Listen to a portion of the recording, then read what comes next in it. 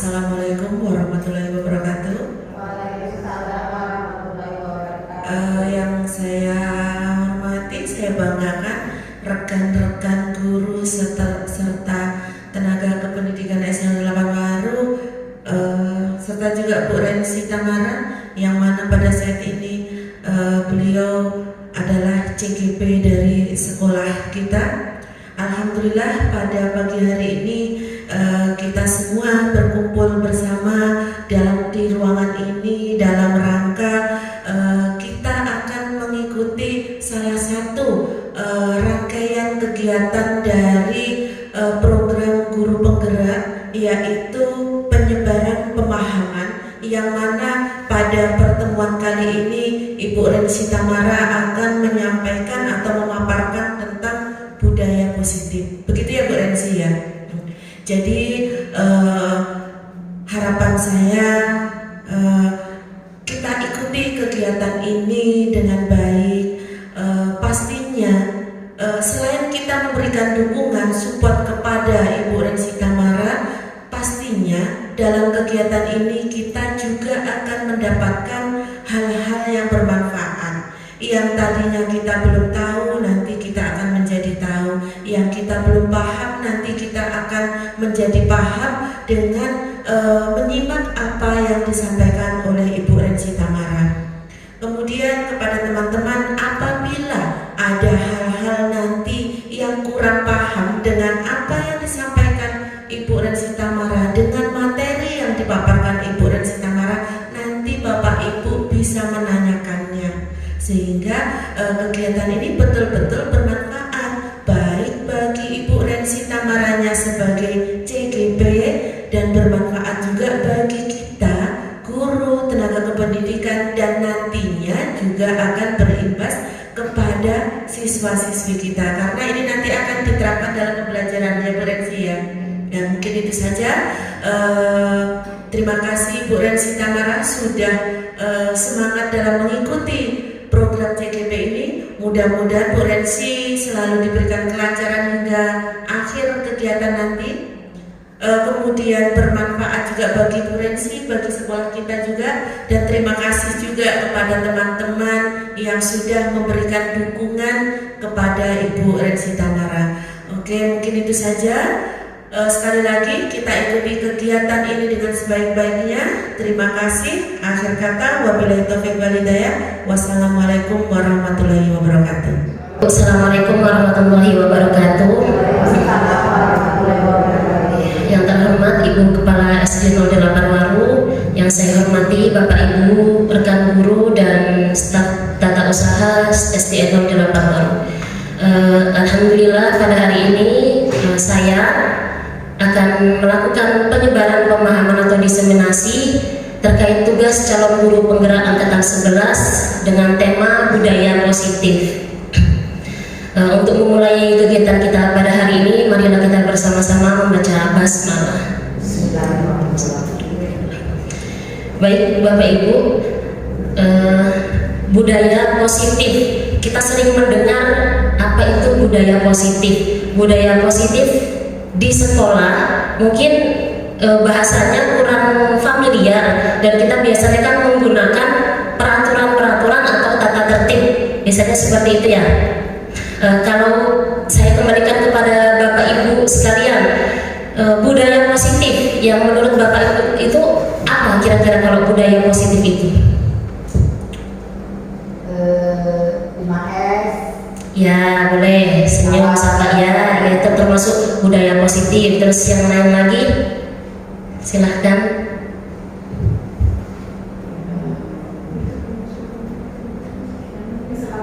Ya, kesepakatan kelas itu juga termasuk budaya positif. Hal-hal yang kita lakukan, pembiasaan-pembiasaan yang kita lakukan itu masuk dalam budaya positif. Nah, di budaya positif itu ada beberapa hal, ada beberapa konsep yang dipelajari di dalamnya.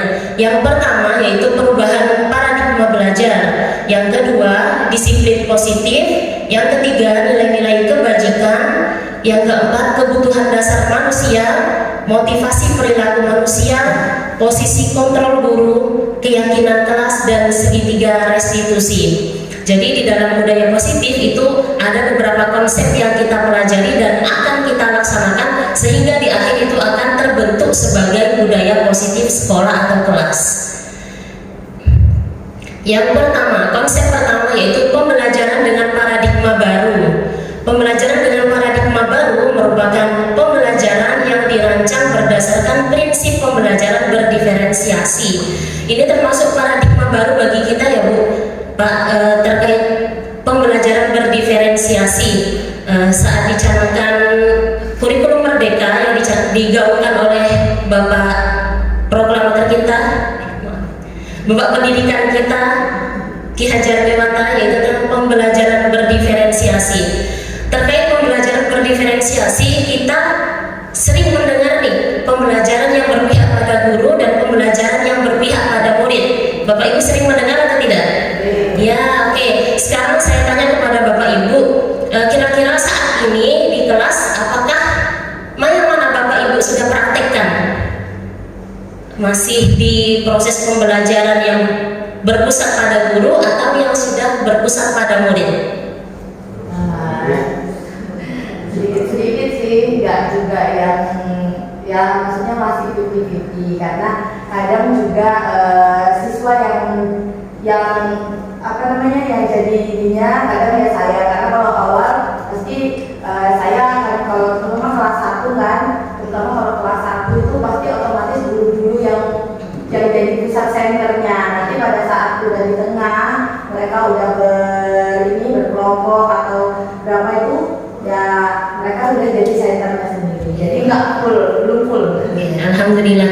Yang penting kita sudah berusaha atau mencoba untuk melaksanakan pembelajaran yang berpihak pada murid atau berpusat pada murid, seperti yang tadi Pak Medi katakan bahwa Pak Medi sudah menerapkan pembelajaran yang berpusat pada murid. Alhamdulillah. Di kemudian nanti semoga kita semua dapat melibatkan murid lebih aktif lagi di dalam proses pembelajaran. Sekarang sudah tidak zamannya lagi kita menjadi guru sebagai senternya ya Bu, Pak, karena murid memang harus dilibatkan lebih proaktif lagi saat proses pembelajaran. Nah, kemudian dalam pembelajaran berdiferensiasi itu ada kita melaksanakan, sebelum kita melaksanakan atau merancang pembelajaran berdiferensiasi, kita harus paham nih apa yang harus kita siapkan untuk melaksanakan pembelajaran berdiferensiasi. Salah satunya yaitu membuat pemetaan. Pemetaan diantaranya ada 3 aspek yang harus kita rencanakan. Yang pertama yaitu kesiapan murid. Murid itu dalam belajar apakah sudah bisa diajak belajar secara abstrak atau masih dalam batas konkret secara nyata gitu.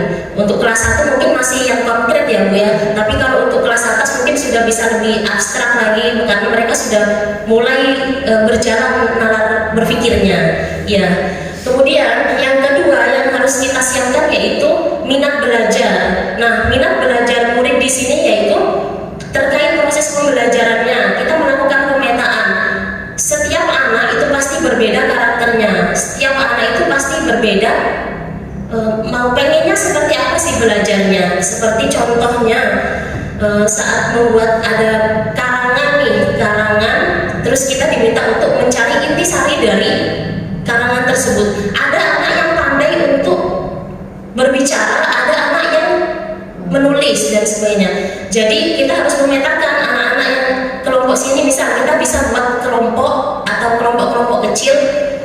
Dalam kelompok tersebut, kelompok ini sukanya membuat peta konsep, inti-intinya dibuat dalam tulisan-tulisan. Terus ada anak yang suka berbicara, berarti kita arahkan untuk mereka menyampaikan dengan presentasi dan lain sebagainya. Itu masuk di minat muridnya. Kemudian yang ketiga yaitu profil belajar. Profil belajar murid ini harus kita siapkan karena ini lumayan penting dalam proses pembelajaran berdiferensiasi. Karena harus tahu gaya belajar murid, ada yang audio, auditori, ada yang visual, dan ada yang kinestetik. Kita tidak bisa memaksakan anak yang gaya belajarnya auditori, kita paksakan untuk kinestetik. Bapak Ibu ya, kasihan karena anak-anak yang auditori itu cenderung ya mereka mendengarkan, tidak kurang suka untuk gerak dan sebagainya. Jadi kalau kita paksakan itu artinya kita tidak tidak memenuhi kebutuhan murid. Sedangkan dalam proses pembelajaran berdiferensiasi itu kita berusaha untuk memenuhi hak belajar murid, memenuhi kebutuhan murid sesuai dengan karakternya. Seperti itu. Jadi sehingga peserta didik belajar sesuai dengan kebutuhannya berdasarkan tahap perkembangan teori psikologi modern untuk mewujudkan profil pelajar Pancasila. Seperti yang digaungkan oleh Bapak Ki Hajar Dewantara, yang kita akan tuju yaitu mewujudkan profil pelajar Pancasila. Yang pertama, beriman, bertakwa kepada Tuhan Yang Maha Esa dan berakhlak mulia. Kita sadar betul bahwa fondasi utama kita dalam kehidupan adalah tauhid kita pada Tuhan Yang Maha Kuasa. Jadi salah satu bentuk pembelajaran berdiferensiasi itu adalah ya untuk membentuk atau menumbuhkan sikap atau tauhidnya anak-anak. Kemudian yang kedua, berkebinekaan global berhubungan dengan kebudayaan, mereka cinta budaya, mereka mengenal dan melestarikan budaya yang ada di negara kita. Kemudian yang selanjutnya yaitu bergotong royong. Bergotong royong tidak hanya sebatas mereka bersama-sama membersihkan lingkungan, mereka bersama-sama membersihkan kelas, tidak hanya sebatas itu, tapi lebih luas lagi, mereka berkolaborasi, bekerja sama dalam hal apapun, mereka melakukan secara bersama-sama dan komunikasi, itu yang penting di dalam proses gotong royong itu. Kemudian selanjutnya yaitu mandiri. Di dalam mandiri itu banyak sub-elemennya, ada mereka mempunyai atau tumbuh rasa percaya diri mereka. Kemudian bernalar kritis, yang berpikir secara kritis, dan yang terakhir yaitu kreatif. Ya, anak-anak terputar bagaimana cara berpikir untuk lebih kreatif dan lebih mencari ide-ide baru dalam belajarnya. Dari sini Bapak Ibu masih semangat? Oke. Kalau saya bilang SD 08 Maru, jawabnya jaya, jaya, jaya. Gitu ya Bapak Ibu. Oke. SD 08 Maru. Oke, terima kasih. Selanjutnya Bapak Ibu, ini tentang miskonsepsi tentang teori kontrol. Jadi selama ini kita itu dianggap berilusi terhadap beberapa tentang teori kontrol kita sebagai guru. Yang pertama, ilusi guru mengontrol murid. Kita berpikiran tidak semua, tapi mungkin beberapa, mungkin termasuk saya adalah yang bisa berpikir bahwa kita itu bisa mengontrol murid. Tidak bisa ternyata Bapak Ibu. Sedangkan kita saja kalau dikontrol pun ya kadang-kadang meleng ya Bapak Ibu gitu. Apalagi murid, mungkin saat kita mengontrol murid terus-terusan, saat itu memang dia akan berkelakuan baik, tapi kalau tidak didasari dengan motivasi intrinsik yang ada di dalam diri mereka, hal itu tidak akan berlangsung lama. Yang kedua, ilusi bahwa semua penguatan positif efektif dan bermanfaat. Penguatan positif di sini yaitu berupa bujukan, rayuan. Ketika anak-anak tidak menurut dengan apa yang kita katakan, kita bujuk nih, enak ini dan sebagainya. Memang pada saat itu efektif kita lakukan, tapi sebenarnya itu hanya untuk jangka pendek saja, tidak untuk jangka panjang. Dan itu adalah salah satu ilusi kita bahwa ternyata bujuk dan rayuan itu kemungkinan bisa efektif dan bermanfaat, tetapi ternyata tidak bisa. Kemudian ilusi ketiga, ilusi bahwa kritik dan membuat rasa bersalah mampu menguatkan karakter. Kritik dan membuat rasa bersalah mampu menguatkan karakter. Anak-anak, tolong dong jangan seperti itu. Kalian ini bagaimana sih? Kalian tidak kasihan sama ibu. Nah, itu adalah bentuk dari membuat rasa bersalah seorang murid. Menguatkan karakter, tidak. Mereka hanya akan merasa bersalah, tapi tidak tahu apa sih yang mau dituju dari kok kita harus begini, kita harus seperti itu, kita harus melakukan ini, kita harus melakukan itu. Tidak kuat di penguatan karakternya, mereka hanya akan tercipta di merasa bersalah saja. Kemudian yang keempat, ilusi bahwa orang dewasa berhak memaksa. Dan ini adalah salah satu yang biasa mungkin juga saya lakukan, bahwa orang dewasa itu bisa memaksa. Tidak Bapak Ibu, memang dipaksa itu tidak enak, dan memaksa itu juga sebenarnya tidak enak kita lakukan. Sama-sama kita berada di posisi yang tidak enak sebenarnya. Begitu ya Bapak Ibu? Ya. Oke, sampai di sini masih semangat lagi? Masih. Barangkali dua pembahasan tadi tentang paradigma pembelajaran baru, kemudian miskonsepsi tentang teori kontrol, apakah ada yang ditanyakan? Oke, Pak Budi.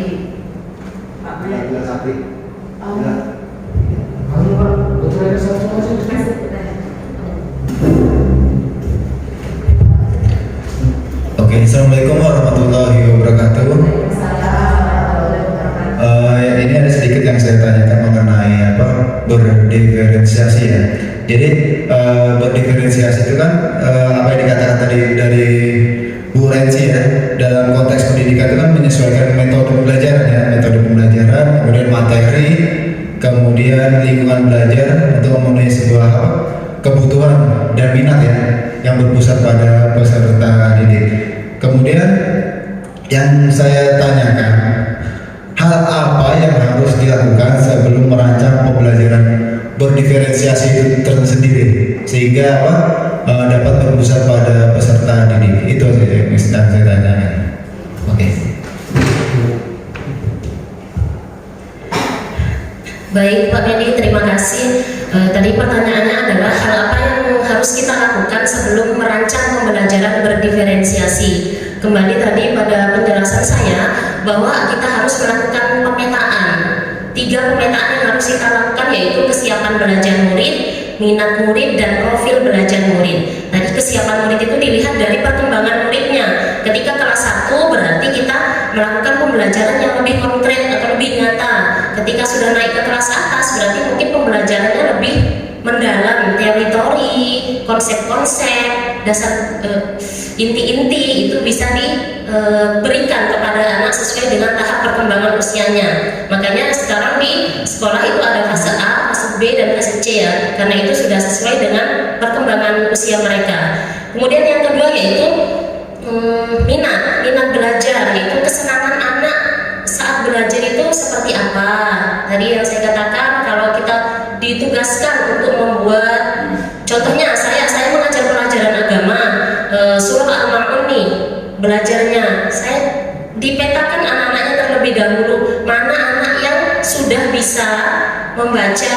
Nah, saya sudah bisa membaca tadi, bisa menjadi tutor sebaya untuk temannya. Dan yang saya kemarin baru saja mempraktikkan belajar surah Al-Ma'un menggunakan PPT atau proyektor. Sebelumnya saya itu mungkin termasuk cara mengajar saya itu juga center guru teacher center gitu. Ternyata itu sangat kurang efektif. Jadi kemarin saya mencoba belajarnya itu menggunakan slide nih Pak. Jadi surahnya saya tampilkan satu persatu ayatnya. Ternyata mereka itu lebih fokus. Memang ada, tak lihat beberapa anak memang biasa saja ketika melihat ada layar di depan nih ada tulisannya. Padahal di buku mereka itu juga ada ayat di situ. Tapi bagi sebagian anak tekstual di buku itu kurang menarik bagi mereka. Kemudian ada suara. Nah itu saya putarkan murotal yang surah Al-Ma'un. Ada juga yang pakai suara saya sendiri. Nah itu termasuk dari minat belajar murid. Kita memetakan hal-hal yang seperti itu. Kemudian yang ketiga yaitu gaya belajarnya. Itu anak-anak bisa kita petakan yang mana anak-anak gaya belajarnya itu auditori, visual, atau kinestetik. Seperti itu Pak Medi. Oke, terima kasih. Kita lanjut ya Bapak Ibu. Selanjutnya yaitu mengubah paradigma stimulus respon ke pendekatan teori kontrol. Tanpa kita sadari selama ini mungkin saya pribadi juga lebih banyak melakukan stimulus respon daripada teori kontrol. Jadi mari kita bersama-sama pelan-pelan untuk mengubah paradigma stimulus respon menjadi teori kontrol. Yang pertama, dalam stimulus respon realitas kebutuhan kita sama. Kita memandang kebutuhan murid-murid belajar kita itu sama. Jadi kita tidak memetakan nih anak-anak ini belajarnya seperti ini, gaya belajar anak yang seperti ini. Padahal dalam teori kontrol, realitas kebutuhan anak itu berbeda. Jadi kita tidak bisa menyamaratakan yang ada di kelas Bapak Ibu. Memang capek sepertinya ya kalau kita harus begini dulu belajarnya, tapi itu tadi kita guru memiliki tanggung jawab dan kita memiliki amanah yang harus kita lakukan agar anak-anak itu mendapatkan hak sepenuhnya dalam belajar. Nah, kita sadari betul bahwa ketika kita tidak memberikan hak belajar anak dengan sepenuhnya, ya apapun yang kita lakukan itu akan dipertanggungjawabkan di akhir nanti. Kemudian memang tidak bisa sepenuhnya ini sempurna, tidak Bapak Ibu. Kita sama-sama belajar sedikit demi sedikit. Yang penting ada perubahan dari yang sebelumnya untuk menjadi yang lebih baik di sekarang. Yang kedua, dalam stimulus respon, semua orang melihat hal yang sama, tapi dalam teori kontrol setiap orang memiliki gambaran yang berbeda. Kita saja ketika disajikan sebuah gambar, kita disuruh melihat ini. Barangkali saya dengan Bu Rahma akan berbeda pandangan terhadap gambar yang kita lihat. Begitu ya Bapak Ibu. Sama dengan kita melihat murid-murid kita atau apapun yang kita sampaikan kepada anak-anak, beberapa anak akan mengalami perbedaan dalam cara pandang kita saat berbicara, saat menyampaikan dan sebagainya. Maka dari itu kita harus hati-hati sekali ketika kita menyampaikan sesuatu atau berperilaku kepada anak-anak. Beberapa anak mungkin menangkapnya ibu ini marah-marah terus dan sebagainya. Mungkin tapi beberapa anak yang lain bisa berpikir ibu ini marah karena mau menasihati kita, mau lebih baik lagi dan sebagainya. Itu tadi, karena gambaran setiap anak terhadap sesuatu itu berbeda. Kemudian yang ketiga, ketika kita mencoba mengubah orang agar berpandangan sama dengan kita, namun dalam teori kontrol kita berusaha memahami pandangan orang lain tentang dunia. Orang agar berpandangan sama dengan kita, ya sama dengan yang kedua tadi. Maunya kita mungkin anak-anak itu ini loh jawaban yang benar itu seperti ini gitu. Padahal anak-anak mungkin barangkali punya referensi yang berbeda. Sebenarnya tidak seperti ini. Makanya kita biasanya sering boleh pakai jawaban kalian masing-masing. Yang penting inti dari yang kita tanyakan itu hampir sama gitu. Cuma mereka membahasakannya berbeda gitu. Yang selanjutnya, perilaku buruk dalam stimulus respon, perilaku buruk dilihat sebagai suatu kesalahan. Sudah pasti Bapak Ibu ya, ketika kita melihat anak bersalah, kita pasti sudah pasti salah ini, itu kesalahan. Dia merusak barang atau mencoret-coret meja, kita pasti sudah melabeli anak tersebut salah, itu tidak boleh, kamu sudah merusak barang sekolah dan sebagainya. Padahal dalam teori kontrol hanya semua perilaku memiliki tujuan. Nah ini Bapak Ibu yang kita kadang kurang tahu. Perilaku baik atau buruk seorang anak, perilaku buruk atau baik kita sendiri atau orang siapapun, pasti ada maksud dan tujuannya. Ini nanti akan nyambung dalam pembahasan tentang restitusi. Saya belajar banyak di CGP ini. Kalau ditanya, Ibu sudah nggak mempraktekkan yang disampaikan ini? Belum Bapak Ibu. Saya sedang belajar dan saya sedang memahami. Ketika di proses pembelajaran saya itu kadang-kadang mikir, ini saya harus apa ya? Kalau sesuai teori yang saya dapat harus begini, tapi kadang-kadang belum bisa terlaksana. Selanjutnya, orang lain bisa mengontrol saya dalam stimulus respon, tapi dalam teori kontrol hanya Anda yang bisa mengontrol diri Anda. Kita tidak bisa mengontrol anak-anak karena hanya mereka sendiri yang bisa mengontrol dirinya sendiri. Kita hanya sebagai pemantau. Jadi kita tidak bisa mengontrol anak-anak ya Bapak Ibu. Ketika kita mengontrol anak dan kontrol kita itu tidak tumbuh dalam motivasi intrinsik mereka, ya hanya akan berjalan beberapa saat saja, tidak dalam jangka waktu yang panjang. Kemudian selanjutnya, pemaksaan ada pada saat bujukan gagal. Pemaksaan ada saat pada bujukan gagal. Kita lagi menangani suatu kasus dan anak itu tetap kekeh tidak mau mengaku bersalah dan sebagainya. Padahal kita tahu tahu bahwa dia itu sebenarnya salah, maka yang kita lakukan adalah oh nggak bisa, ini harus dipaksa dan sebagainya. Padahal dalam teori kontrol, kolaborasi dan konsensus menciptakan pilihan-pilihan baru. Nah itu tadi lagi-lagi berhubungan dengan restitusi ini Bapak Ibu. Memang kita tidak bisa ketika menyikapi suatu masalah, kamu duduk, kenapa tadi? Kamu tahu gak itu salah dan sebagainya. Nah itu sebenarnya ada langkah-langkah yang harus kita lakukan. Dan yang terakhir, mode berpikir menang kalah.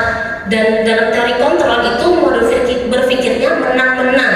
Jadi saat anak melakukan kesalahan, guru nih yang kamu salah dan sebagainya, bukan berarti anak ini kalah. Ketika kita berpikir bahwa anak ini salah dan anak ini berarti kalah, kita guru benar, kita masih tahu ini yang benar dan sebagainya, kita merasa menang, tidak. Itu akan menciptakan identitas yang gagal Bapak Ibu. Jadi anak akan bergelut dengan pikirannya sendiri bahwa dia adalah orang yang bersalah, dia akan berpikir bahwa dirinya nggak baik dan sebagainya, dan itu akan mempengaruhi perkembangan anak itu sendiri. Masih semangat Bapak Ibu?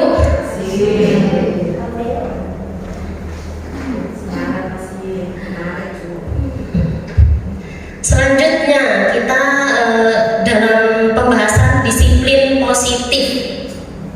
Disiplin positif, kalau kita kembalikan ke kelas atau ke sekolah, kalau disiplin positif itu kan berarti berhubungan dengan aturan-aturan.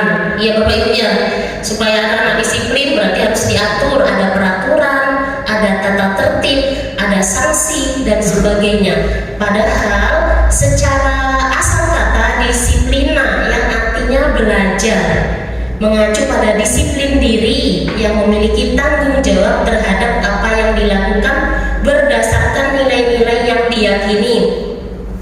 Jadi Bapak Ibu, disiplin positif itu tidak akan terjadi kalau dia tidak memiliki motivasi dalam dirinya sendiri.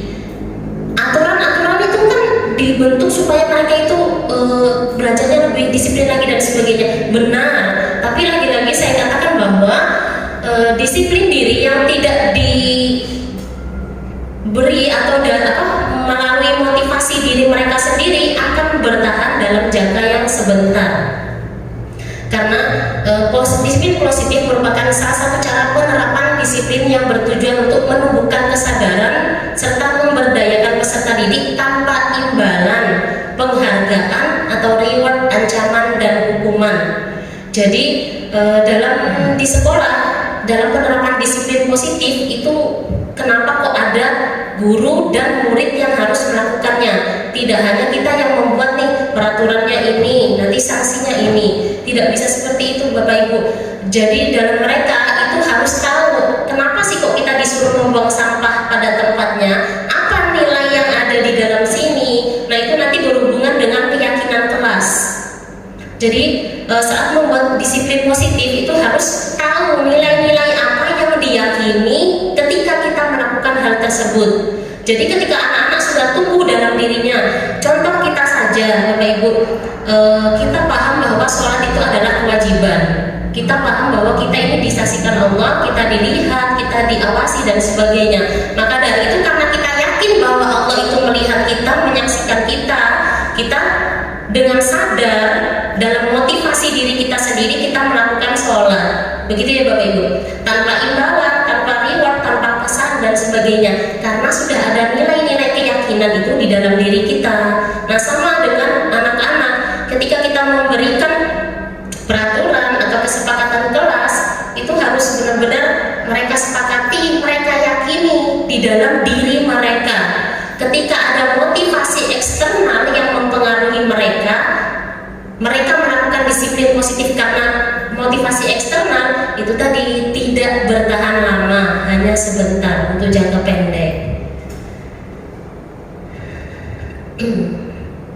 Sebagai pendidik, tujuan kita adalah mewujudkan murid yang memiliki disiplin diri sehingga mereka berperilaku mengacu kepada nilai-nilai kebajikan universal dan memiliki motivasi intrinsik dalam perubahan perilaku ke arah yang lebih baik.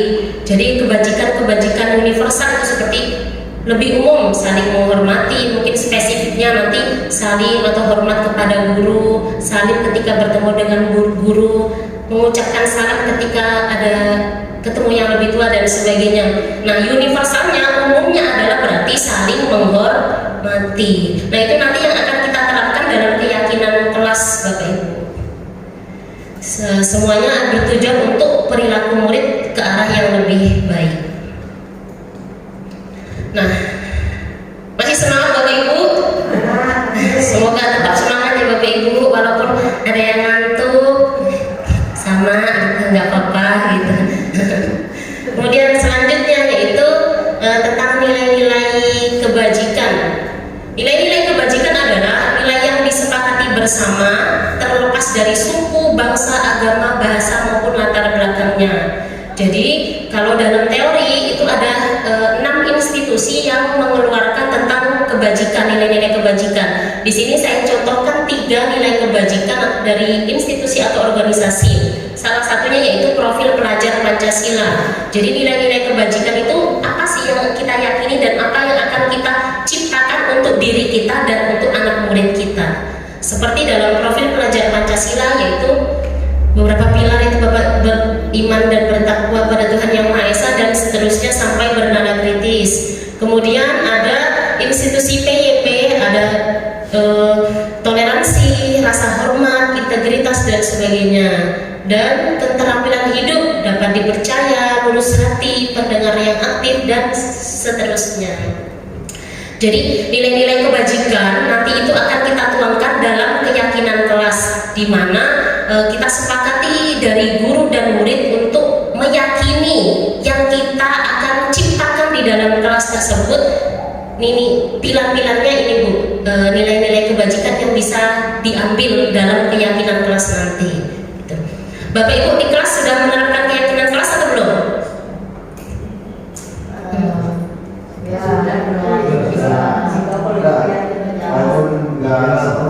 Iya.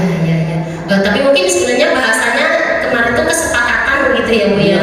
Iya. Nah sekarang itu lebih ke keyakinan kelas. Kalau kesepakatan itu hanya sepakat saja anak-anak, tapi belum di tahap meyakini gitu. Jadi kalau keyakinan kelas itu adalah kesepakatan dan diyakini. Nah sekarang di pembahasan yang baru yaitu kebutuhan dasar manusia. Jadi ternyata Bapak Ibu, kita sebagai manusia itu punya kebutuhan dasar yang harus dipenuhi. Ketika beberapa kebutuhan dasar kita tidak terpenuhi, kita akan bisa salah langkah, tidak baik dalam berperilaku dan sebagainya. Kita akan melakukan hal-hal yang di luar jalurnya. Jadi kebutuhan dasar manusia adalah segala sesuatu yang kita lakukan untuk mendapatkan apa yang kita inginkan. Seluruh tindakan yang kita lakukan memiliki tujuan tertentu dan semua usaha terbaik yang kita lakukan adalah dalam rangka kebutuhan dasar kita terpenuhi dengan baik. Kita melakukan minum berarti kita sedang memenuhi kebutuhan dasar kita. Kita sedang healing, kita juga sedang memenuhi kebutuhan dasar kita. Dan ini kebutuhan dasar manusia itu ada 5. Yang pertama, bertahan hidup.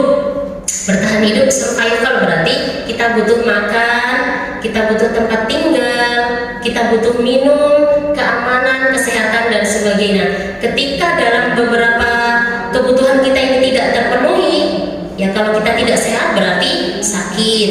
Kita tidak makan berarti lapar. Kita tidak tidur berarti kita akan ngantuk. Nah itu Bu, yang pertama yaitu survival, bertahan hidup. Kemudian kebutuhan dasar manusia yang kedua yaitu kasih sayang dan rasa diterima. Yang kedua yaitu kasih sayang dan rasa diterima. Poin-poinnya kita itu atau anak-anak perlu untuk diterima, diperdulikan, berbagi, kerjasama dan menjadi bagian dalam kelompok. Kadang saya berpikir banyak refleksi ketika melihat sikap-sikap anak yang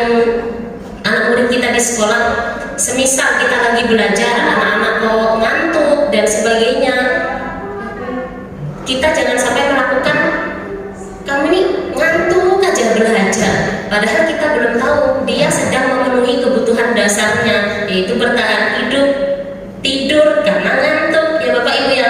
Nah nanti ada langkah-langkahnya, tidak bisa kita langsung menjudge anak tidur aja kamu ini, belajar sini aja gak buka bukumu. Nah itu langkah yang kurang tepat Bapak Ibu, karena dia sedang memenuhi kebutuhan dasarnya.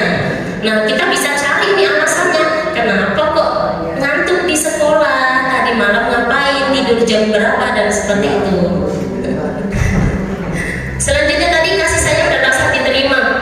Kita sering pasti melihat anak-anak ada aja yang dibuat lagi belajar, ngomong sama menyela pembicaraan kita lagi belajar, sibuk dia sendiri dan sebagainya. Ada hal atau ada kebutuhan dasar yang sedang dia penuhi Bapak Ibu.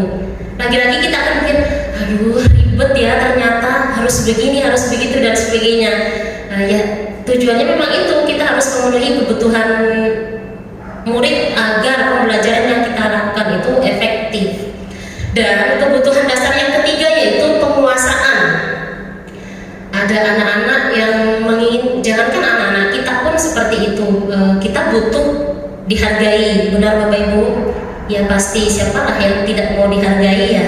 Kemudian yang kedua, keinginan untuk dianggap. Anak-anak pun seperti itu, mereka pengennya itu dianggap, tidak dianggap tidak ada. Tepuk satu. Kemudian yang kedua, memimpin. Kadang anak-anak pemalu, tapi sebenarnya dia itu pengen memimpin. Jadi ada kebutuhan dasarnya di bagian penguasaan itu yang harus dipenuhi Bapak Ibu. Tidak disuruh tapi bawaannya mau maju aja terus. Nah itu adalah kebutuhan dasar penguasaan yang sedang mereka penuhi. Terus diakui, didengar dan sebagainya. Yang selanjutnya yaitu kebebasan, mandiri, memiliki pilihan, mencoba hal baru, mampu mengendalikan diri. Ketika dalam kebutuhan dasar kebebasan ini mereka tidak terpenuhi, dia kendali dirinya akan loss. Dan yang terakhir yaitu kesenangan, bermain, humor, antusias dan tertawa. Semua kita membutuhkan ini. Ketika kita melakukan proses pembelajaran, kenapa sekarang di kelas sering kita harus lakukan ice breaking, tidak monoton belajar saja dan sebagainya, karena mereka ataupun kita juga butuh kebutuhan dasar kesenangan. Contoh di bagian penguasaan tadi Bapak Ibu, mungkin Bapak Ibu akan pernah menjumpai anak murid kita yang dia tipenya mempengaruhi temannya. Ayo kesini, kamu lakukan ini dan sebagainya. Padahal yang dia lakukan itu adalah buruk. Dia menyuruh temannya untuk melakukan hal buruk. Apa Bapak Ibu yang sedang dia pengen penuhi kebutuhan dasarnya? Di bagian mana? Iya, penguasaan. Karena mungkin dalam diri dia kurang dianggap, dalam bekerja kelompok dia kurang diperdulikan, maka dia akan melakukan hal negatif untuk memenuhi kebutuhan dasarnya itu tadi. Dia akan memberikan penguasaannya kepada teman-temannya. Nah itu bahayanya ketika kebutuhan dasar atau salah satu dari itu tidak terpenuhi. Kita lihat saja anak-anak yang cari perhatian terus sama guru-gurunya atau teman-temannya dan sebagainya. Kita cek dalam-dalam Bapak Ibu, apa sih kebutuhan dasar yang sedang dia penuhi itu. Padahal mungkin dia paham bahwa yang dia lakukan itu tidak baik, tapi dia terus melakukan supaya kita menegur dan sebagainya. Nah itu adalah salah satu bentuk kebutuhan dasar ada yang belum terpenuhi dalam diri murid. Begitu ya Bapak Ibu? Ya. Selanjutnya yaitu motivasi perilaku manusia. Jadi dalam manusia ketika berperilaku itu ada dua motivasi yang mengendalikan dirinya. Yang pertama yaitu motivasi intrinsik, motivasi dalam diri, dan motivasi ekstrinsik atau dari luar. Nah, motivasi ekstrinsik yaitu dia melakukan sesuatu untuk menghindari ketidaknyamanan, untuk menghindari hukuman. Bisa jadi saya berangkat jam 7 supaya tidak ditegur oleh teman-teman yang lain gitu, dan menghindari ketidaknyamanan. Anak murid kita jam 7.15 sudah di sekolah karena takut dihukum nanti berdiri di depan kelas dan sebagainya. Yang kedua yaitu untuk mendapatkan imbalan atau penghargaan dari orang lain. Saya mau melakukan ini supaya bisa dapat reward dari ibu guru. Saya menjawab pertanyaan ibu guru supaya dapat bintang nih dari ibu guru atau bapak ibu guru. Nah, itu adalah motivasi eksternal yang mempengaruhi seseorang berperilaku. Kemudian motivasi intrinsik yaitu menjadi orang yang mereka inginkan dan menghargai diri sendiri dengan nilai-nilai yang mereka percaya. Ini yang akan kita bangun, ini yang akan kita usahakan kepada diri kita dan anak-anak supaya timbul motivasi intrinsik, Bapak Ibu. Itu tadi kembali lagi ketika motivasi eksternal yang mempengaruhi anak-anak itu tidak, kebaikan-kebaikan yang mereka lakukan itu bersifatnya jangka pendek, tidak bertahan lama. Kemudian kalau motivasi intrinsik, saya yakin bahwa ketika mereka meyakini nilai-nilai yang sedang mereka lakukan ya akan bertahan lama. Ya seperti contohnya yang tadi itu Bapak Ibu, ketika sholat bahwa kita yakin dan sadar bahwa itu adalah kewajiban kita sebagai hamba Tuhan, maka kita melakukan hal itu. Itu yakin dan kita percaya seperti itu. Bapak Ibu, ada yang ditanyakan?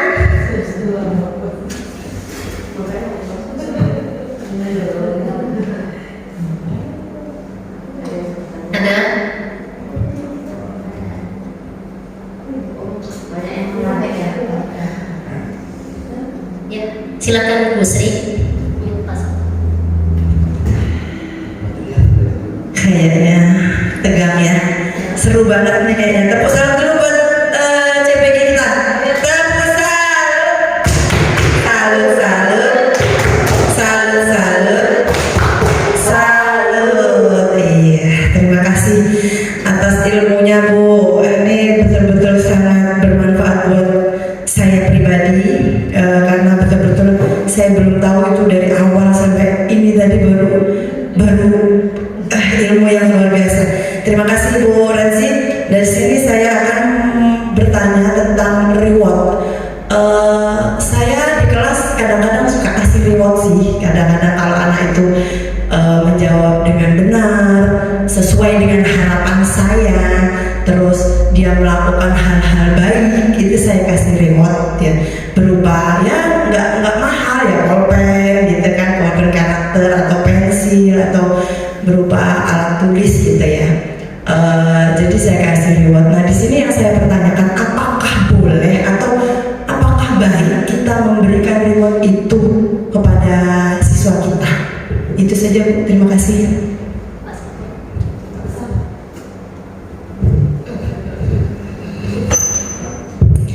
Baik Bu Sri, terima kasih. Nah, tadi pertanyaannya adalah ketika kita memberikan reward kepada anak-anak yang berhasil atau mencapai sesuatu yang sesuai dengan harapan kita, dikasih reward baik tidak, seperti itu ya. Awalnya baik pemberian reward itu, tapi dalam jangka pendek. Ketika jangka panjang, dia akan biasa saja menerima reward tersebut ya, karena dia melakukan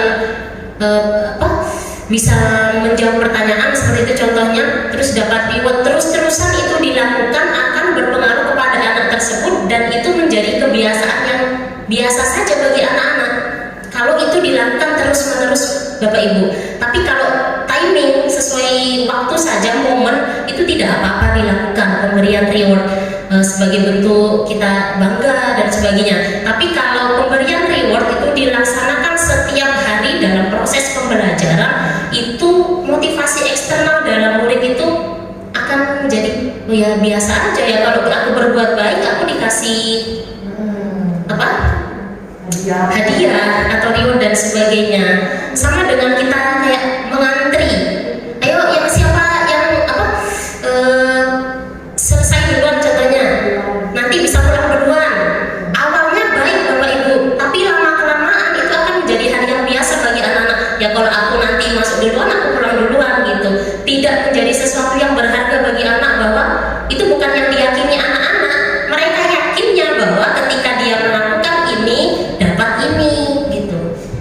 Mereka melakukan kebaikan, dapat sesuatu. Nah itu yang mereka yakini. Sedangkan yang kita bentuk di sini adalah kita melakukan, kita belajar, kita bisa mencapai sesuatu yang sesuai harapan, kita bisa menjawab pertanyaan ya karena diri kita mampu, kita melaksanakan itu karena kita tadi belajar, makanya saya bisa menyelesaikan soal tersebut.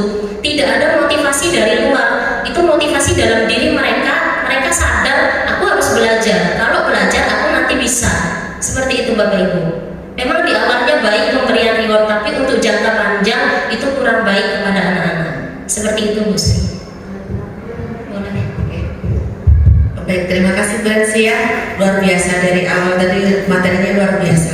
Kalau kita itu terapkan itu aja masih sampai yang materinya aja, kalau kita itu betul-betul menerapkan itu luar biasa. Termasuk yang apa tadi ya?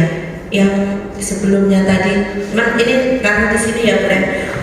Kalau saya ini masalah motivasi ekstrinsik sama intrinsik itu kalau saya pribadi itu lebih mungkin kita itu menanamkan baik ke siswa bahkan ke diri kita pun sebetulnya lebih, kalau saya cenderung ke motivasi intrinsik.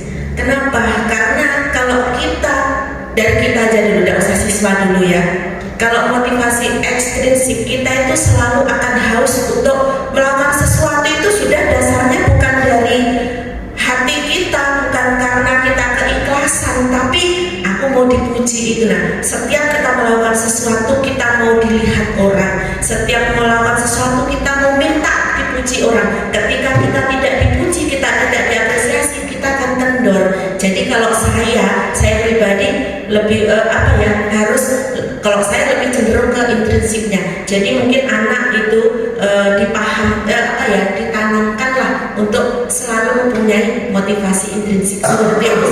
Meskipun tidak ada salahnya sih ketika kita sesekali memberikan motivasi ekstrinsik, tapi tetap ditanamkan bahwasanya kamu tidak harus melakukan itu karena motivasi yang ekstrinsik ini itu sebetulnya dimulai dari kita juga. Kalau kita itu melakukan sesuatu, kita berharapnya itu dapat pujian, dapat tepuk tangan, dapat apresiasi dari luar, itu juga kurang tepat. Jadi kita awali juga dari kita sendiri dulu, kemudian kita tanamkan ke siswa untuk lebih termotivasi dari dirinya sendiri. Melakukan segala sesuatu itu bukan untuk selalu dilihat orang, untuk selalu terlihat orang dan sebagainya. Mungkin itu yang Bu Rensi ya. Terima kasih Ibu Dina. Benar sekali yang dikatakan Ibu Kepala Sekolah tadi.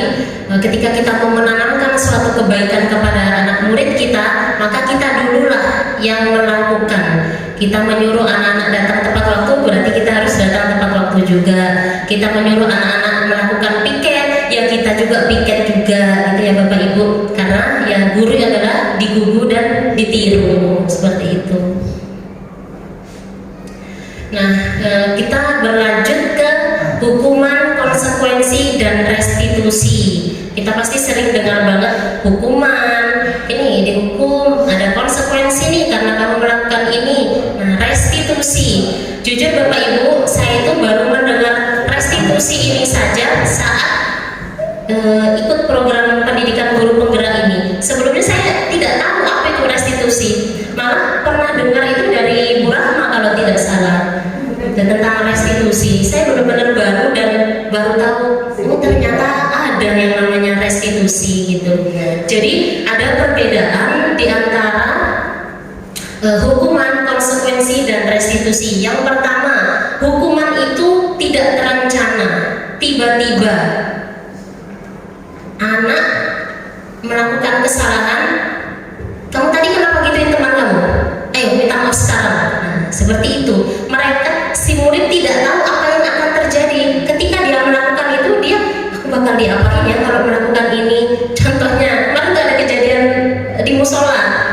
Jadi karena musola kita itu sudah dingin, anak-anak setelah sholat itu tidak keluar, tidak langsung ke kelas. Mereka berbahan di situ. Ibu udah tegur kalian ya. Nanti kalau ibu guru kelasnya nanti dihukum, ibu nggak tahu loh. Jadi mereka ternyata terlambat ke kelasnya. Jadi sesampai di kelas, cerita ibu gurunya tak suruh berdiri di depan kelas seperti itu. Nah, itu adalah salah satu bentuk hukuman, karena nanti diapain ya kalau mereka nanti terlambat ke kelas, itu diapain. Nah, itu adalah salah satu bentuk hukuman. Tidak terencana, tiba-tiba, dan murid tidak tahu akan diapakan mereka ketika melakukan kesalahan. Dan yang selanjutnya yaitu bersifat satu arah, tidak ada kompromi. Kamu mau ibu apa ini karena sudah melakukan ini? Tidak ada. Kalau hukuman itu hanya satu arah, terlambat ke sekolah, bersihkan lapangan, seperti itu. Nah, itu adalah hukuman satu arah. Berubah hukuman fisik atau psikis. Fisik berarti kita suruh lari-lari dan sebagainya, itu salah satu bentuk hukuman. Kemudian kalau bentuk psikis itu berarti dalam bentuk perkataan kita. Jadi anak-anak yang kita mungkin bersalah, ya mungkin saya juga pernah melakukan hal itu. Kita evaluasi diri kita masing-masing, apakah kita melakukan hukuman kepada anak secara psikis gitu. Nah, kalau kita sudah melakukan evaluasi diri, ya jangan sampai kita melakukan hal itu kepada anak, karena bagi beberapa anak mungkin akan lupa apa yang tadi kita sampaikan yang bisa menyakiti atau menyinggung anak murid kita, atau bahkan ke teman sendiri ya Bapak Ibu, yang kita lakukan barangkali bisa menyinggung atau menyakiti dan sebagainya. Itu masuk di dalam ranah berupa psikis hukumannya. Nah, selanjutnya yaitu konsekuensi. Kalau tadi hukuman itu tidak terencana, kalau konsekuensi itu terencana dan disepakati sesuai peraturan. Contohnya, tidak memakai atribut lengkap saat upacara, berarti berdiri di barisan yang lain. Itu termasuk konsekuensi, karena mereka tahu, murid tahu bahwa ketika saya tidak memakai atribut lengkap, berarti saya berada di barisan tersendiri. Namun, dalam konsekuensi tetap membuat murid tidak nyaman akan hal tersebut. Kemudian sikap guru selalu memonitor murid, ini sudah pasti akan kita lakukan karena kita sudah tahu apa peraturannya dan apa konsekuensinya, maka kita akan memonitor nih, kamu tadi terlambat berarti harus seperti ini, kamu tidak memakai atribut lengkap berarti baris tersendiri.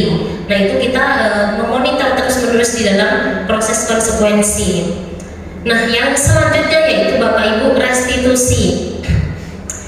Proses menciptakan kondisi bagi murid untuk memperbaiki kesalahan, proses kolaboratif yang mengajarkan murid untuk mencari solusi sendiri.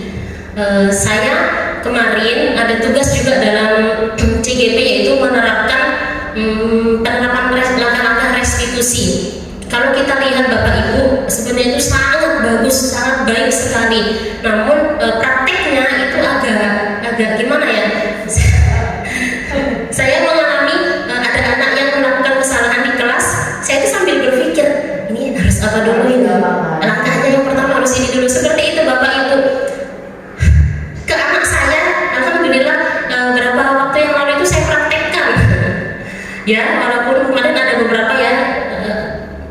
Di kelas 1 itu ada sesuatu, jadi di rumah ya walaupun lawannya saya ya marah ya Bapak Ibu, kemudian ya sadar gitu bahwa saya nggak bisa melakukan hal ini, jadi saya coba melakukan langkah-langkah restitusi tersebut, dan menurut saya itu memang harus kita lakukan Bapak Ibu, sangat baik dan sangat bermanfaat sekali untuk anak murid kita. Jadi ini lanjut di 5 posisi kontrol guru. Nanti restitusi ada di pembahasan lainnya lagi ya Bapak Ibu. Nah, sekarang di 5 posisi kontrol guru. Ada penghukum, pembuat merasa bersalah, teman, pemantau, dan manajer. Ketika saya mendengarkan materi tentang ini, saya tergelitik juga. Apa ya, kemarin berarti saya melakukan ini ternyata posisi kontrol saya kemarin di bagian ini. Saya jujur Bapak Ibu, yang sering saya lakukan adalah di pembuat merasa bersalah. Jadi sering saya lakukan ketika di musola, ketika anak-anak susah banget diaturnya untuk diam di musola, ikut murojaah dan sebagainya. Kalian tuh nggak kasihan sama ibu. Saya itu sudah langsung seperti itu. Nah, itu adalah pembuat merasa bersalah kepada anak-anak. Itu salah satu posisi kontrol guru.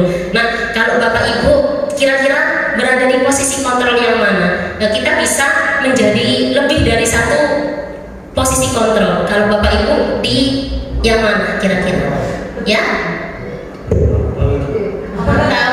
Kalau Pak Sam di bagian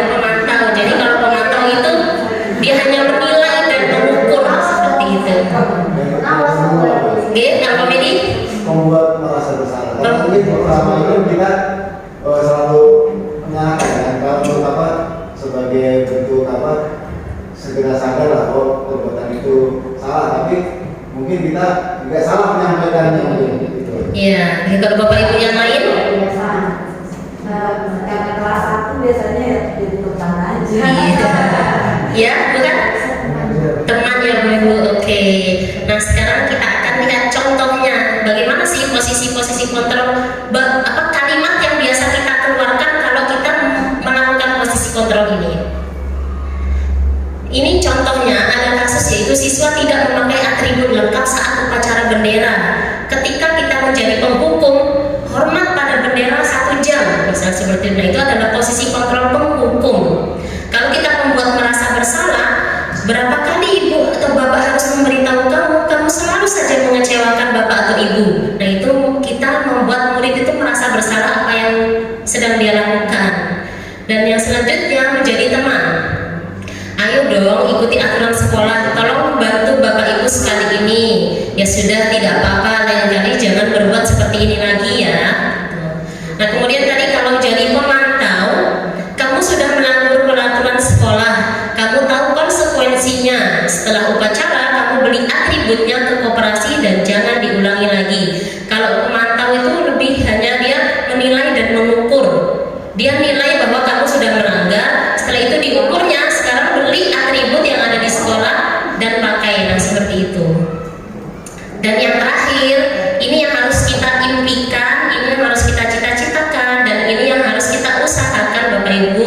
Kita harus bisa menjadi manajer posisi kontrol gurunya, yaitu kita tidak langsung menjas anak-anak salah, kita tidak bisa membuat anak itu merasa bersalah, dan kita juga tidak bisa hanya menilai dan mengukur anak-anak. Yaitu manajer, kita lihat ada siswa yang tidak memakai atribut lengkap, mereka akan kalimatnya bisa seperti ini. Apakah kamu tahu kesalahanmu? Kemudian kira-kira bagaimana kamu memperbaiki kesalahanmu? Jadi anak-anak diajak untuk berpikir untuk mencari solusi atas kesalahan yang dia perbuat. Kita tidak mengontrol mereka bahwa karena kamu salah berarti harus seperti ini, konsekuensinya ini, tidak. Tapi kita belajar untuk membantu anak murid untuk mencari solusi dari kesalahan yang sudah dia perbuat, dan kita kaitkan dengan keyakinan kelas. Misal contohnya anak berbuat atribut, kira-kira keyakinan kelas apa yang sudah kamu langgar? Mereka kan berpikir, oh kalau tidak pakai atribut lengkap berarti mereka tidak disiplin, tidak komitmen dengan kesepakatan kelas yang sudah dia buat. Seperti itu Bapak Ibu. Nah, coba Bapak Ibu jawab sekarang, kalau posisi kontrol yang apa ini kira-kira? Saya kecewa sekali dengan kamu.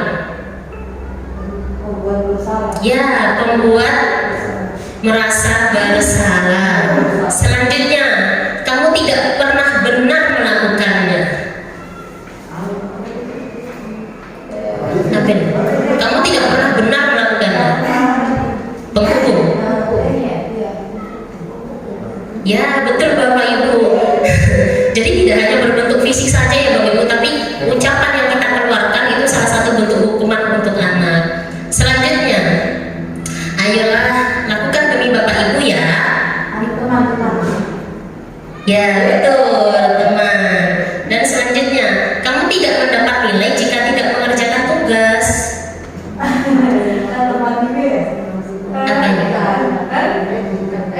Kamu tidak mendapat nilai jika tidak mengerjakan tugas. Ya betul. Karena dia hanya menilai dan mengukur saja. Dan terakhir, apa rencanamu untuk menyelesaikan masalah ini? Manajer. Oke. Jadi Bapak Ibu ingin menjadi posisi kontrol yang mana kira-kira? Manajer. Ya, insya Allah. Amin. Oke. Selanjutnya, keyakinan kelas. Bapak Ibu ada yang bisa coba, mengapa keyakinan kelas? Mengapa bukan peraturan kelas kira-kira?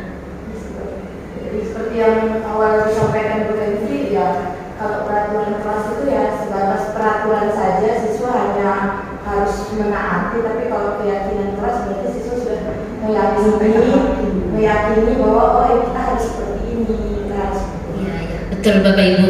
Mengapa sekarang kita menyebutnya di kelas itu adalah keyakinan kelas, bukan peraturan kelas. Ya kalau peraturan kelas ya mereka hanya sebatas, oh itu aturannya ya harus ditaati, tapi belum sampai di tahap mereka meyakini seperti itu. Nah ini kemarin sudah saya praktekkan di kelas 2, yaitu pembentukan keyakinan kelas. Barangkali di kelasnya Ibu Yudi sudah ada keyakinan kelas ya Bu, tapi ini untuk pelajaran saya agama gitu.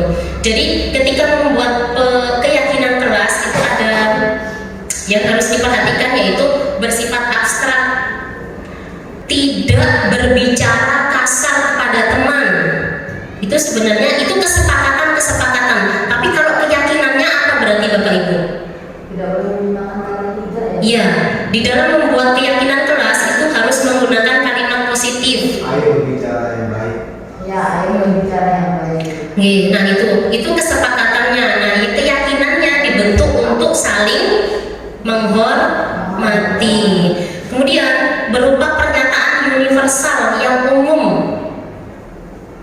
dan sedikit saja agar mudah diingat. Jadi ketika membuat keyakinan kelas tidak usah banyak-banyak Bapak Ibu sampai 10, 11, 12. Pilih saja beberapa yang mana di kelas tersebut apa kurangnya, yang mau diciptakan kelas itu seperti apa, anak-anaknya bagaimana, itu yang diambil. Jadi ketika membuat keyakinan kelas tidak usah banyak-banyak, sedikit saja tapi benar-benar terukur dan benar-benar bisa diciptakan. Iya, apa yang mau dibentuk anak-anak? Bisa di dalam anak-anak tersebut banyak ketika mendengarkan pelajaran itu kurang fokus, bermain dan sebagainya. Keyakinan kelas apa yang mau dibentuk? Bisa fokus seperti itu. Di dalam kelas anak-anak banyak berantem, bertengkar dan sebagainya, ngomong kasar, berarti apa keyakinan yang akan dibentuk? Saling menghormati itu. Jadi keyakinan kelas itu dibentuk atas kesepakatan murid dan guru, kemudian sama-sama kita yakini. Nah kalau saya kemarin prakteknya adalah mereka menuliskan dalam sticky notes gitu, saya bagikan satu persatu, apa nih yang pengen dari kalian di kelas ini, mau pengennya jadi seperti apa sih, anak-anak yang bagaimana gitu. Jadi mereka maunya yang jujur, oke tulis, silakan jujur, ditulis, tempel dan sebagainya. Di akhir saya meminta anak-anak untuk menandatangani apa yang sudah kita sepakati dan yakini. Jadi saya buatkan kertas, mereka tulis namanya, kemudian tanda tangan di situ bahwa kita yakin dan sepakat ini kita akan jalankan di dalam kelas ini. Ketika mereka melanggar, lakukan langkah restitusi tadi itu Bapak Ibu. Keyakinan kelas apa yang sudah mereka langgar, seperti itu. Jadi belum fokus kepada kesalahan yang dia buat, tapi kita tanya dulu keyakinan apa yang mereka langgar, seperti itu. Kemudian ketika kelas, keyakinan kelas berarti dibuat oleh guru dan murid. Tapi kalau di sekolah itu juga harus ada keyakinan sekolah. Nah itu dibuat oleh seluruh elemen sekolah, gitu ya Bapak Ibu. Nah, dan ini yaitu segitiga restitusi. Ini yang saya tunggu-tunggu dan mungkin Bapak Ibu juga menunggu dah. Iya, saya juga berkaca pada diri sendiri. Malah kemarin tuh berarti kurang tepat saya melakukan ini dan sebagainya. Ada di langkah yang lebih baik yang harus kita lakukan kepada anak-anak gitu. Nah ini ada itu segitiga restitusi, suatu proses dialog yang dijalankan oleh guru agar dapat menghasilkan murid yang mandiri dan bertanggung jawab. Jadi di dalam sebuah segitiga restitusi itu ada 3 langkah yang harus kita lakukan. Yang pertama yaitu menstabilkan identitas. Ketika anak berbuat salah, jangan fokus dulu kepada kesalahan yang dia perbuat. Kita stabilkan dulu identitasnya. Kita paham bahwa anak ini sedang salah, tapi stabilkan dulu identitasnya dengan cara bisa mengatakan berbuat salah itu wajar. Tidak ada manusia yang sempurna. Ibu bapak guru juga pernah kok melakukan hal seperti itu, gitu Bapak Ibu. Itu menstabilkan identitas. Jadi kita meredam dulu anaknya. Oke, salah itu tidak apa-apa, itu wajar. Tapi nanti ada lanjutannya. Jangan sampai nanti stop di stabilkan identitas. Wah, enak nih. Boleh berarti kita berbuat salah. Nah ini jangan sampai karena 3 langkah restitusi ini tidak boleh terputus. Dia harus berkesinambungan. Nah selanjutnya setelah kita stabilkan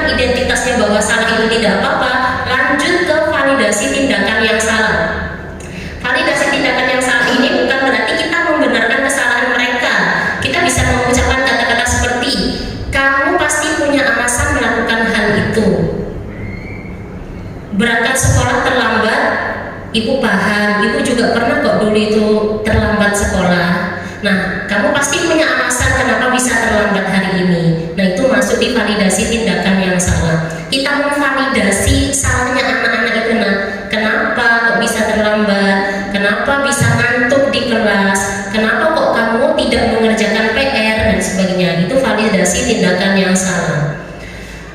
Kemudian bisa kita katakan yang lain, padahal kamu bisa melakukan yang lebih buruk daripada ini ya. Ini ketika anak-anak berantem misal, kita bisa mengucapkan kalimat ini. Dan terakhir yaitu menanyakan keyakinan. Setelah kita stabilkan identitasnya, kita validasi tindakannya, dan terakhir adalah menanyakan keyakinan. Di bagian ini Bapak Ibu bisa menanyakan, sudah nih mereka berbuat salah, sudah kita tanya tadi, apa keyakinan kelas yang kamu langgar kira-kira? Berarti kalau dia tadi tidak memakai atribut lengkap dan sebagainya, berarti dia melanggar komitmen atau disiplin kelas, tidak melakukan tidak komitmen terhadap tanggung jawabnya bahwa atribut sekolah hari Senin itu harus lengkap. Kemudian nilai-nilai apa yang kita sepakati bersama, tanya maka nih Bapak Ibu, sebelum melakukan langkah restitusi berarti kita harus membuat keyakinan kelas dulu. Nilai-nilai apa yang sudah kamu langgar tadi? Ya, saya sudah Bu tidak tidak memakai atribut sekolah yang lengkap dan sebagainya. Kemudian tanyakan kembali, seperti ketika kamu sudah mengetahui kesalahan kamu, nanti pengennya harus seperti apa lagi? Kamu memperbaikinya dengan cara yang bagaimana? Mereka diajak berpikir. Kita tidak memberikan jawaban kepada mereka ya Bapak Ibu, tapi biarkan mereka untuk berpikir sendiri apa yang akan dia lakukan untuk memperbaiki kesalahan dia. Nah, setelah itu, setelah selesai kita apa yang harus diperbaiki, tanya lagi, kamu pengen jadi orang yang seperti apa sih ke depannya? Seperti itu Bapak Ibu.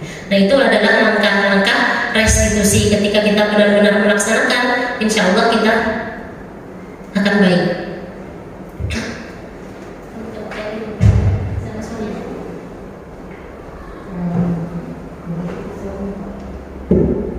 Nah Bapak Ibu, ini adalah salah satu contoh penerapan restitusi yang saya lakukan. Sebentar saya cari ini aja.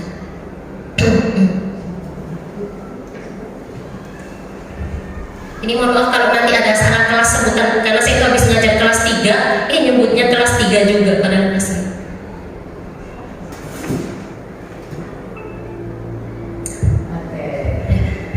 Semangat Bapak Ibu penutup. Oke, jadi dalam penerapan program disiplin positif, hendaknya guru memiliki standar kepribadian, profesional dan sosial yang baik, di mana guru mampu merefleksikan dirinya dalam posisi kontrol saat ini, bagaimana perjalanan dirinya sebagai among atau manajer yang menuntun murid-muridnya menjadi insan yang mandiri dan bertanggung jawab sesuai dengan standar nasional pendidikan. Demikian Bapak Ibu pemaparan yang dapat saya sampaikan. Kurang lebihnya mohon maaf sebesar-besarnya. Semoga apa yang saya sampaikan bisa jadi pembelajaran untuk diri saya sendiri dan juga Bapak Ibu semuanya. Terima kasih atas waktunya hari ini. Saya tutup. Wassalamualaikum warahmatullahi wabarakatuh.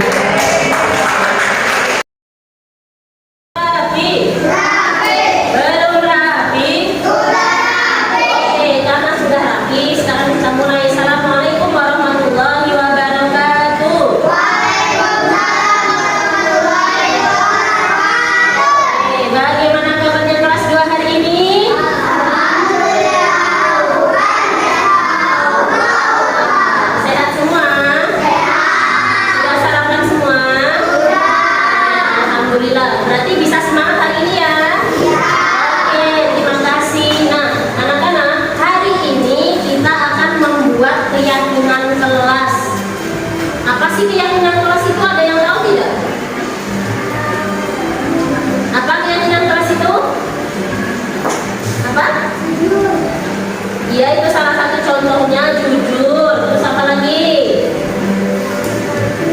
Kebaikan, kata Jihan, betul sekali. Nah, kalian pernah dengar peraturan kelas tidak? Nah, peraturan kelas itu sama dengan keyakinan kelas. Tapi kalau keyakinan kelas itu sesuatu kebaikan yang akan kita lakukan dan kita yakini. Karena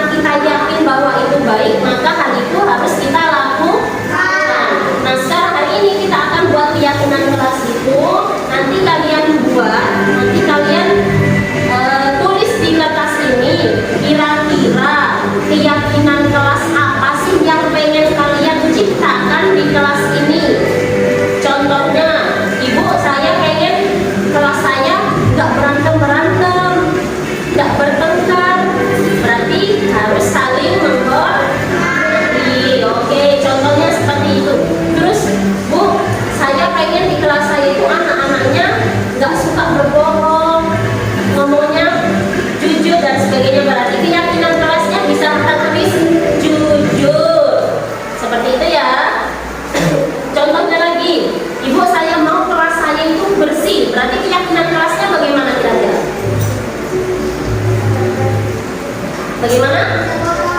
Ya, kalau tidak kotor berarti harus bagaimana? Sampahnya harus diapain? Iya, membuang sampah pada tempat. Nah, itu adalah bentuk-bentuk keyakinan kelas. Nah, boleh yang lain. Pengen kalian itu mau menciptakan kelas yang bagaimana? Kelas yang semangat kah?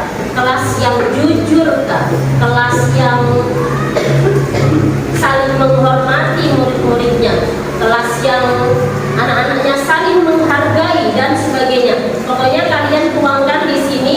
Nanti kalian pengennya kelas yang bagaimana, atau pengennya anak-anaknya itu menjadi yang seperti apa? Bisa sama dengan kayak peraturan kelas, tapi ini kita buat keyakinan kelas. Kenapa? Supaya apa yang kita yakini itu menjadi sesuatu yang kita tanggung jawab. Oke, pintar. Nanti kalau kita buat keyakinan kelas, contoh saling menghormati, berarti kita harus yakin tadi bahwa kalau saling menghormati, keyakinan kelas kita itu saling menghormati. Berarti murid-murid di sini harus bagaimana? Saling menghormati. Terus contoh lagi, keyakinan kelas kita ada jujur. Berarti semua murid di sini dan ibu guru harus bagaimana? Pintar, jujur. Seperti itu, paham ya? Oke, nah keyakinan kelas itu dibuat dengan kalimat yang positif, yang baik-baik. Contohnya, tidak, kan kalau peraturan kelas biasanya tidak boleh membuang sampah sembarangan. Nah, kita buat ada kata tidaknya. Kalau ada kata tidak itu kalimat negatif. Memang baik tidak membuang sampah pada tempatnya, tapi menggunakan kalimat negatif. Nah, kalau keyakinan kelas itu menggunakan kalimat positif. Contohnya, kalau tadi kalimat negatifnya tidak membuang sampah sembarangan, berarti kalimat positif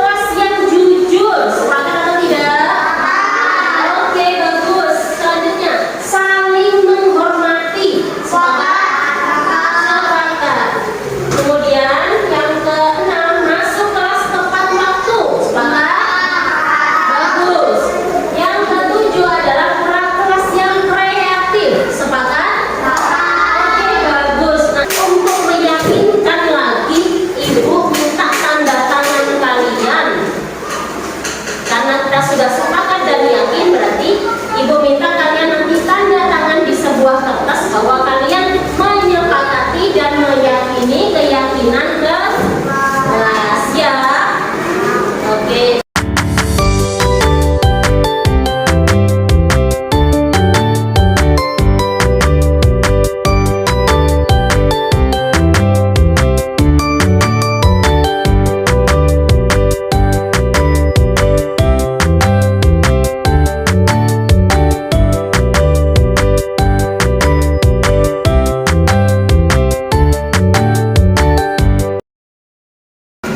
Assalamualaikum warahmatullahi wabarakatuh.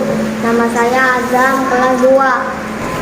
Perkenalkan, nama saya Hafiz kelas 2. Perkenalkan, nama saya Fadli dari kelas 2. Saya senang sekali. Saya sangat bersemangat. Rasanya senang dan seru. Sangat penting. Sangat penting. Sangat penting. Supaya lebih bertanggung jawab, lebih disiplin, menghormati orang lain.